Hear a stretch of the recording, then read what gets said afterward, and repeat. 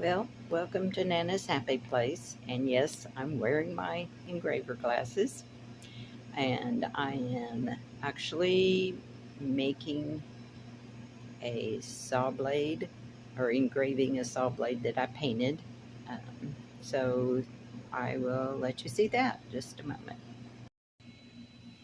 Okay, I hope you can see it pretty good. Painted it white and I'm engraving on it. So I'll show it to you again once it's finished. So here is one of them finished on the saw blade. I really like how it turned out, but just to show you, that's what I've been working on. Plus I did one other thing. Just a second and I'll show it to you.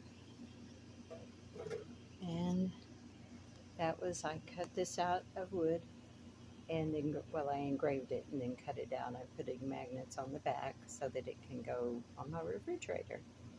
All right, that's it for right now.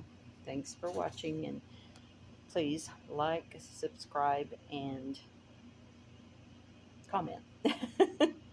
All right, thank you. Have a good rest of the weekend.